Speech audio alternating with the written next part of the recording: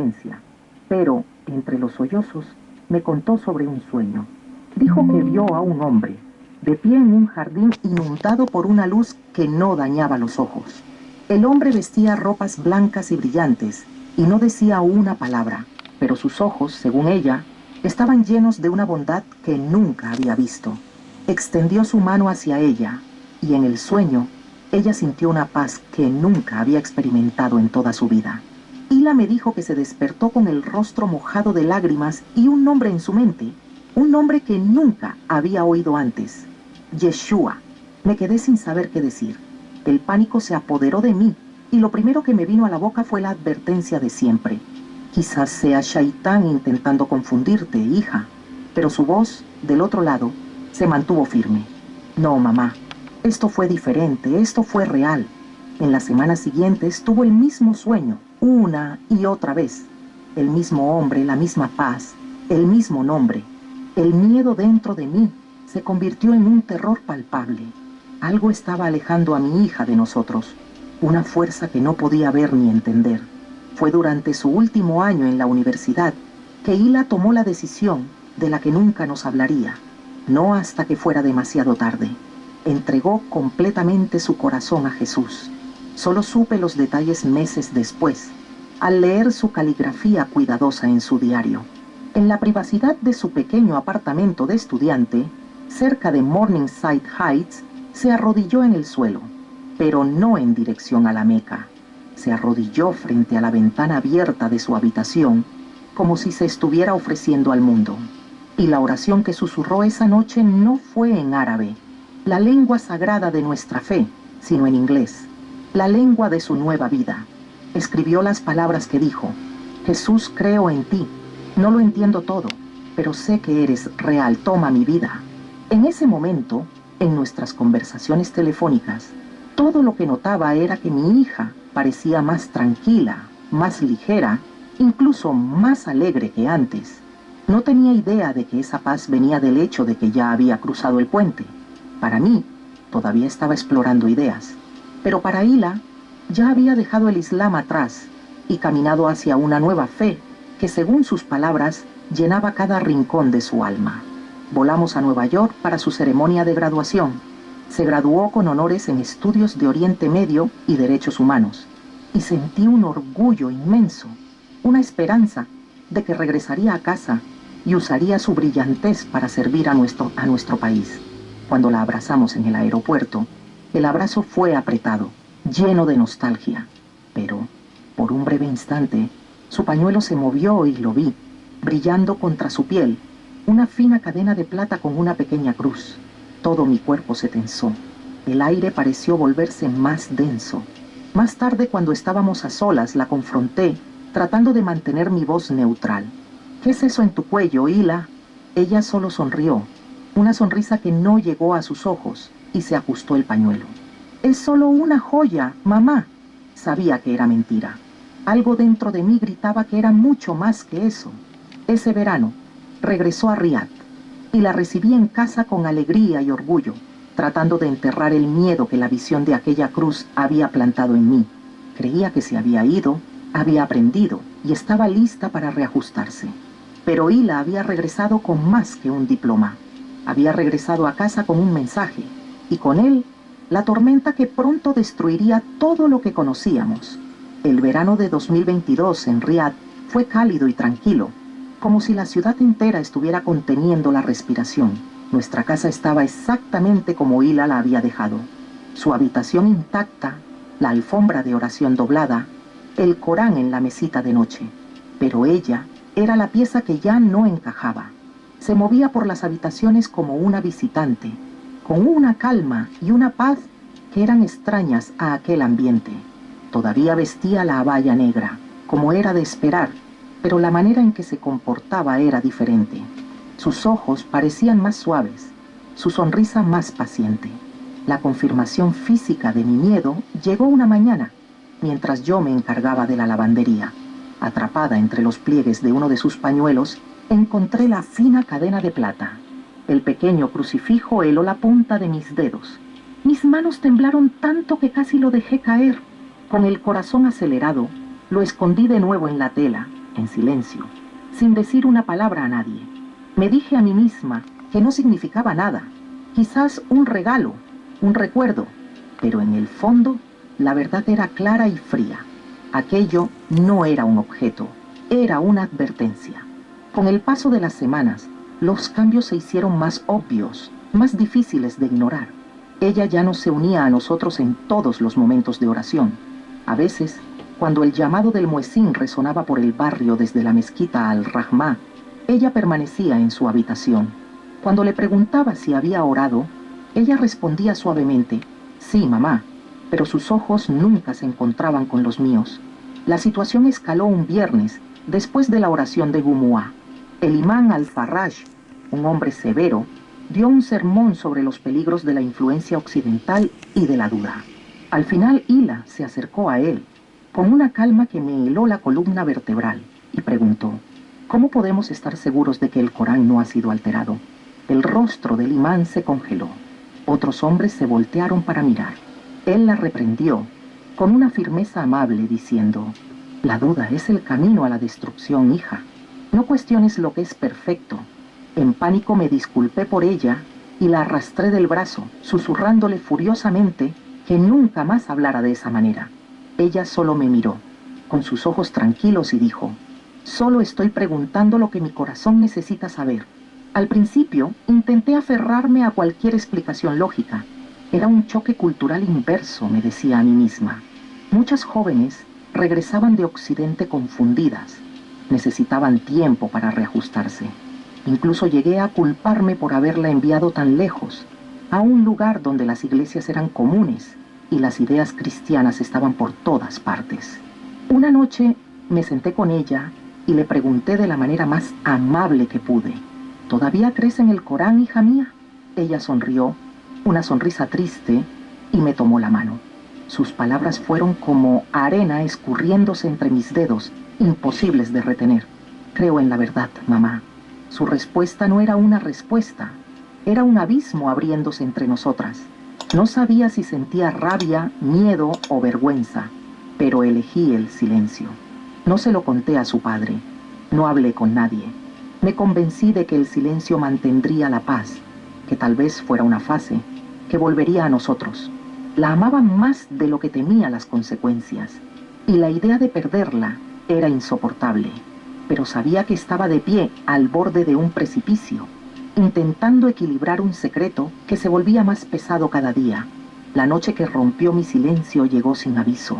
Estábamos sentadas juntas en la terraza, observando cómo el cielo cambiaba de color mientras el sol se ponía detrás de los edificios de Riad. El aire estaba cálido. Fue entonces cuando se volvió hacia mí, sus ojos llenos de algo que no podía nombrar, una mezcla de tristeza y determinación, y dijo las palabras que sabía que vendrían, pero que aún así me destrozaron. «Mamá, ahora creo en Jesús. Él me encontró en Nueva York. Por un instante el mundo dejó de girar. El sonido distante del tráfico desapareció. Mi aliento se quedó atrapado en mi garganta. Quería poder fingir que no escuché, taparme los oídos y volver atrás en el tiempo, pero sus palabras resonaron demasiado fuerte en el silencio de mi corazón. «¿Crees en quién?», logré preguntar, mi voz casi inaudible. «En Jesús», repitió con más firmeza. «No solo como un profeta, sino como Señor». La miré, incrédula. Mi hija, nacida en una de las familias musulmanas más respetadas, acababa de confesar lo impensable. Sentí como si el sólido suelo de mármol bajo mis pies se hubiera agrietado y estuviera cayendo en una oscuridad sin fin. Mis pensamientos corrían en un pánico ciego. No estaba solo aterrorizada por su alma, como dirían los imanes. Mi miedo era más primitivo, más real, apostasía. La palabra resonaba en mi mente. En nuestro país, bajo nuestra ley, no era una cuestión de debate teológico, era un crimen capital. Veía imágenes de deshonra, la ruina del nombre de nuestra familia, la furia de mi marido, la policía religiosa llamando a nuestra puerta, y, sin embargo, por debajo de toda esta avalancha de terror, mi amor por ella era lo único que se mantenía en pie. Miraba el rostro de mi hija, la misma niña a la que le cantaba en secreto, y simplemente no podía, No podía traicionarla. No podía entregarla. En ese momento tomé una decisión. Me convertiría en cómplice de su crimen. Cargaría el peso de su secreto, no importaba cuán abrumador fuera. Mi silencio sería su único escudo contra el mundo que le habíamos enseñado y que ahora estaba listo para destruirla. Después de aquella noche, noté que Hila se volvió más abierta, no en palabras directas, sino en pequeñas acciones valientes que me aterrorizaban. Una tarde, la oí conversar en el jardín con Muna, la hija curiosa e inteligente de nuestro vecino, el juez Khalid al-Dosari. Tomaban té y yo podía oír la voz suave de Hila hablando de paz, de perdón, de un amor que no pedía nada a cambio. Nunca mencionó el nombre de Jesús directamente, pero yo sabía exactamente lo que estaba haciendo. Estaba plantando semillas en el jardín de otra persona. Esa noche la confronté, mi voz un susurro áspero en el oscuro pasillo. ¿Y si alguien te oye? ¿Sabes lo que pueden hacer? Ella me miró sin una pizca de miedo y su respuesta me desarmó completamente. ¿Y si alguien escucha, mamá? Muna hace las mismas preguntas que yo hacía. ¿No quieres que encuentre respuestas? Me sentí dividida entre un orgullo aterrorizado y un pánico absoluto. Era valiente, demasiado valiente. Le advertí de nuevo que la gente moría por mucho menos, pero ella solo me dio aquella sonrisa tranquila e inquebrantable. No tengo miedo, sé quién me sostiene. La presión dentro de casa era casi física, un aire denso que dificultaba la respiración. Hila ya no se escondía totalmente. Aunque todavía cumplía los deberes externos cuando era necesario, su corazón estaba visiblemente en otro lugar, y su padre, Abdullah, comenzó a notarlo. Él aún no sabía la verdad, pero veía los síntomas. Las largas horas que pasaba encerrada en su habitación, su negativa a participar en ciertas reuniones familiares, su reticencia a recitar el Corán con él como solían hacerlo. Un día, se volvió hacia mí, sus ojos entrecerrados y desconfiados, y dijo palabras que hicieron que mi estómago se retorciera en un nudo helado. Hay algo diferente en sus ojos. No es rebeldía, es algo más profundo. Vigílala, Aisha. Yo solo asentí en silencio, el miedo paralizándome la garganta. Me convertí en la carcelera de mi propia hija, una espía al servicio del hombre que temía que pudiera convertirse en su verdugo. La tormenta ya no se acercaba. Ya estaba sobre nuestra casa, esperando solo un rayo para incendiarlo todo. Sucedió un jueves por la tarde, a principios de septiembre. La casa estaba en silencio. Yo estaba en la cocina y nuestra empleada, Nura, doblaba ropa fuera de la habitación de Hila, cuya puerta estaba entreabierta.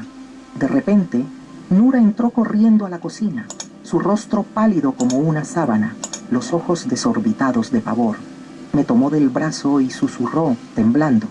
Señora, la escuché. Está orando, pero no en árabe.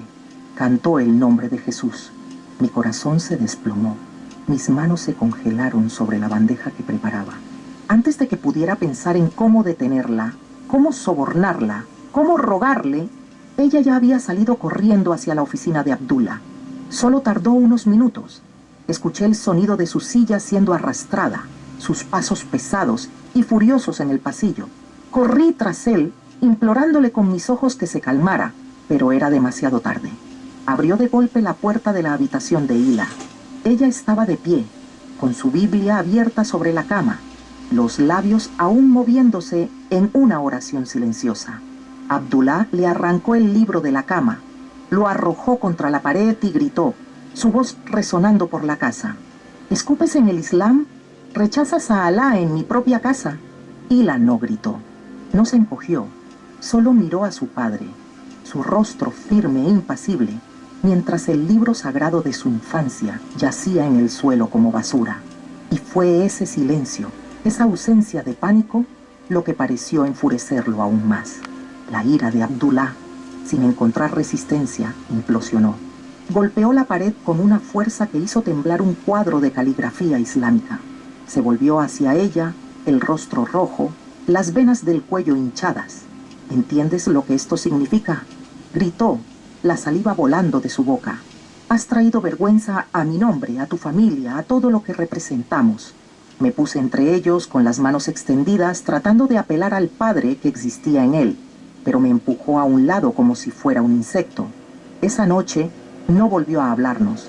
Hizo 2 llamadas, una a su hermano que también trabajaba en el ministerio y otra al imán al-Araje.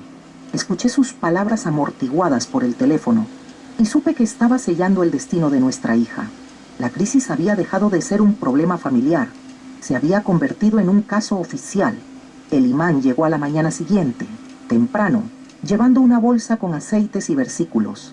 Nos dijo, con una autoridad sombría, que Hila debía haber sido influenciada por espíritus malignos durante su tiempo en el extranjero. Comenzó el ritual de la rukya en su habitación. Su voz era un trueno, recitando largos pasajes del Corán, mientras le pasaba aceites por la frente y le ponía la mano sobre la cabeza. Hila permaneció sentada, inmóvil. No se resistió al ritual, pero tampoco fingió participar en él. Su cuerpo estaba allí, pero su espíritu estaba en otro lugar, intocable. Cuando el imán finalmente terminó, sudando, la miró esperando alguna señal de cambio. Fue entonces cuando Hila, con una voz suave que cortó el aire pesado de la habitación, dijo las palabras que sellaron su destino. No puede expulsar lo que no está aquí. El imán la miró, conmocionado, con la boca abierta. Se volvió hacia Abdullah. Su expresión era de derrota y severidad. Está más allá de mi ayuda, dijo, su voz baja y grave. Esto no es confusión o posesión. Su hija ha dejado el Islam. Abdullah no durmió esa noche. Lo oí caminar por los pasillos como un animal enjaulado, susurrando versos y maldiciones en voz baja. A la mañana del segundo día, me llamó y anunció su decisión, sus ojos fríos como la piedra. Vamos a Medina. Ella va a renunciar a esa mentira ante la congregación en la mezquita del profeta. Se parará ante la Ummá y dirá que cree en Alá y en su profeta, Mahoma. O entonces hizo una pausa. Ya no será nada para nosotros. Lloré, me arrojé a sus pies, implorándole que no hiciera eso, diciéndole que forzarla solo traería más vergüenza, más escándalo. Pero su mente estaba cerrada, sellada por el orgullo herido y el fanatismo. Partimos hacia Medina esa misma mañana. El viaje en coche se hizo en un silencio sepulcral. Y la miraba por la ventana, el rostro sereno. No lloró, no imploró. Era como si ya supiera cómo terminaría todo y lo hubiera aceptado. Yo, por otro lado, sentía cada kilómetro como un clavo más en su ataúd. Al llegar a la mezquita, Abdullah habló en privado con el imán local, arreglando el momento para la retractación pública de Hila.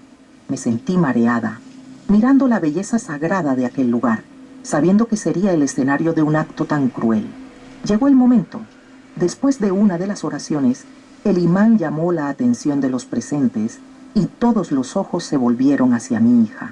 Abdullah la empujó ligeramente hacia adelante. El silencio era total. Y entonces, la voz de Hila sonó, clara y firme, sin un rastro de vacilación. No dijo lo que su padre ordenó. En cambio declaró, creo en Jesucristo, el Hijo de Dios. Un suspiro colectivo recorrió la mezquita, seguido de gritos de asombro de Astaghfirullah. El rostro de Abdullah se puso blanco, luego rojo, luego una máscara de furia pura y humillación pública. Le agarró el brazo con una violencia que la hizo tropezar y la arrastró fuera de la mezquita, pasando por la multitud atónita. Los seguí, corriendo, las lágrimas cegándome. No se dijo una palabra en el camino de regreso a Riad. Era el silencio que precede a la muerte. Esa misma noche, de vuelta en Riad, Abdullah la encerró en el sótano de nuestra casa. No era una habitación, era un depósito frío y sin ventanas, con suelo de cemento y olor a polvo y olvido. Le quitó el teléfono, sus libros, incluso sus almohadas, dejándola solo con un colchón delgado y un cubo. Hasta que vuelvas al Islam, te quedarás aquí, dijo, su voz desprovista de cualquier emoción.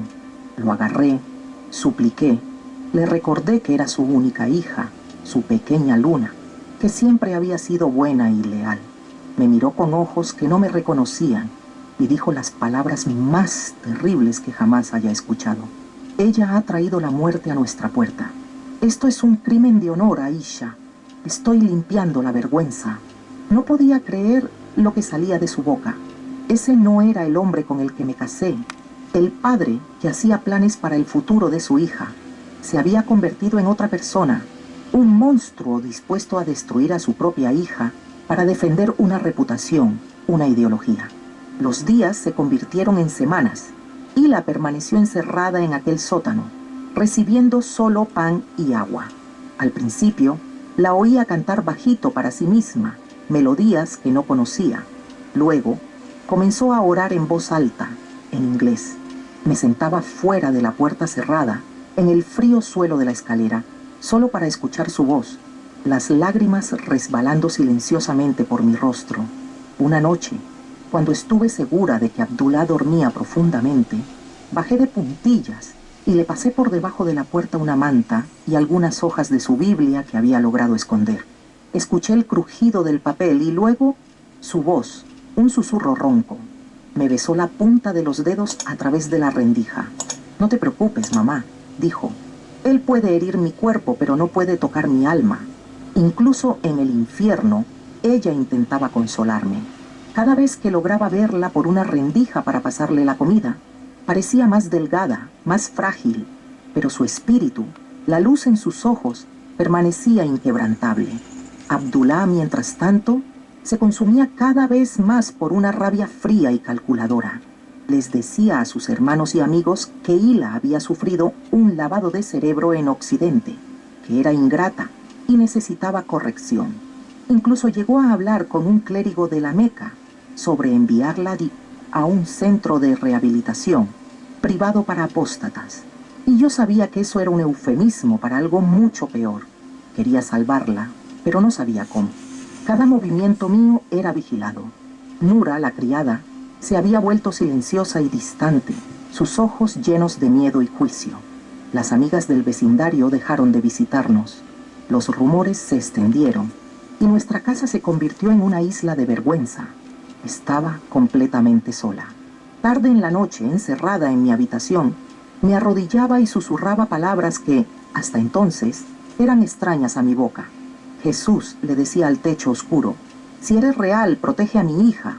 No sabía a quién estaba orando, pero estaba desesperada. Sucedió un jueves por la noche, poco después de la medianoche. Acababa de orar mis plegarias confusas y sin dirección, y estaba sentada en silencio en la sala de estar. Fue entonces cuando escuché el primer grito. Vino del sótano. Era la voz de Hila, aguda, cortante, y llena de un dolor que nunca antes había oído. Salté y corrí hacia la escalera, pero la puerta estaba cerrada con llave. Abdullah se había llevado la llave a su habitación. Empecé a golpear la puerta con los puños, gritando su nombre, gritándole que se detuviera, que tuviera piedad. Las paredes eran gruesas, pero podía oír con claridad el sonido de piel siendo golpeada, el sonido de algo burbujeando y el siseo inconfundible de aceite caliente golpeando la carne. Y sus sollozos, ahogados, sofocados. Mis rodillas cedieron. Caí al suelo impotente con las manos sangrando de tanto golpear la madera, forzada a escuchar los sonidos de la tortura y muerte de mi propia hija. Los minutos se arrastraron y entonces el silencio. Un silencio pesado, sofocante y absoluto que me dijo que algo, para siempre, había terminado. A la mañana siguiente, me desperté en el suelo del pasillo, con la cabeza dolorida y las manos magulladas y moradas de tanto golpear la puerta. Tan pronto como oí a Abdullah salir para la primera oración del día, corrí al sótano. Usé la llave de repuesto que había escondido meses antes. Mis manos temblaban tanto que apenas pude meterla en la cerradura. El olor me golpeó primero, incluso antes de que la viera. Un olor rancio y acre a aceite quemado, a sangre y a algo más. Un olor a muerte que se me impregnó para siempre. Y entonces la vi. Hila estaba tendida en el suelo de cemento, el cuerpo encogido sobre sí mismo. Su piel estaba cubierta de ampollas y heridas abiertas. Sus labios estaban entreabiertos, pero no salía ningún sonido. Sus ojos cerrados. La llamé por su nombre, una y otra vez, sacudiéndole el hombro, pero no se movió. Le toqué la cara. Estaba fría, fría e inmóvil. Se había ido. Mi hija, mi Hila, Murió sola y en agonía en el suelo de nuestra propia casa. El grito que salió de mí no parecía mío. Era el sonido de un alma partiéndose en dos. La única persona que respondió no fue mi marido, sino Nura, la criada, que lo había oído todo la noche anterior. Usó un teléfono móvil escondido y llamó a la policía. 1 hora después, llegaron los policías. Yo no tuve que decir nada. Abdullah ya había regresado y estaba asombrosamente tranquilo. Les contó la historia que había ensayado, que Hila había estado mentalmente inestable durante meses, que se negaba a comer, que se autolesionaba y que había muerto de un colapso. Incluso presentó informes médicos falsificados de una clínica privada. Los policías miraron el cuerpo, hicieron algunas anotaciones y se fueron. Sin autopsia, sin fotos, sin investigación. El caso se cerró en menos de 1 hora. Muerte por crisis de salud mental. El entierro fue apresurado y silencioso. Sin amigos, sin vecinos. Abdullah no derramó una lágrima. Regresé a aquella casa maldita, donde el olor a aceite todavía flotaba en el aire. Esa noche, acostada en la oscuridad, el aire de mi habitación cambió. Se volvió denso, pero de una manera pacífica. Una luz suave comenzó a brillar en un rincón, y allí, de pie, estaba ella, Hila. No como la había visto en el sótano, sino entera, su piel sin marcas, sus ojos brillantes. Vestía de blanco y me sonrió. No podía respirar. Mamá, dijo ella, su voz era la paz que nunca conocí. Yo lo perdono, yo lo vi, él me acogió. Y entonces, tan silenciosamente como apareció, se fue, dejando atrás no un fantasma, sino la primera semilla de la verdad en mi corazón devastado. Ella nos deja con una pregunta profunda y, a veces, incómoda. ¿Qué sucede cuando un encuentro verdadero con el amor de Dios entra en conflicto directo con las tradiciones, la cultura y la propia familia? Deja tu opinión sobre el video aquí en los comentarios. Tu experiencia y tu reflexión. Una luz suave comenzó a brillar en un rincón, y allí, de pie, estaba ella, Hila.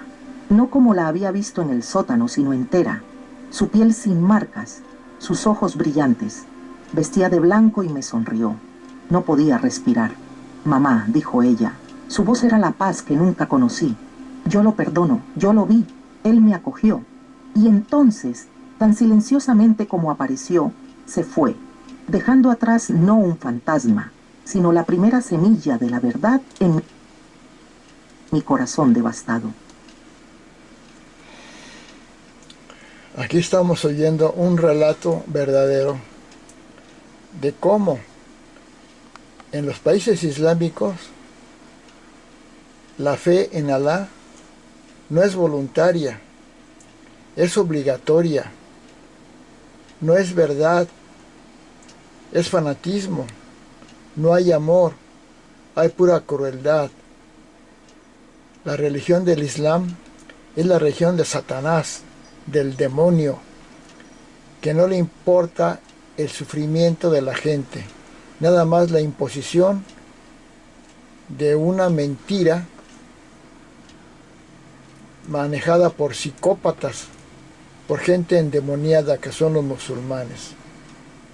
Y esta muchacha que murió asesinada por tener su fe en Cristo, demostró que Dios estaba en ella, porque ella estaba con Jesús, y que el padre Abdullah tenía el poder del demonio, era el infierno. Eso es el Islam. No hay una fe voluntaria, no hay derechos humanos, no hay comprensión ni amor. Hay odio, maldad, imposición y falta de respeto a la dignidad humana. El Islam es el odio del demonio. El cristianismo es el amor y la paz de Dios. Y la muchacha Hila encontró a Dios y se convirtió en una mártir de Dios. Se va a estar con los ángeles del cielo. Y Abdullah se va a pudrir con los demonios del infierno, porque el Islam es el infierno en vida, y el cristianismo es la paz y el amor de Dios, que lleva las almas a la salvación.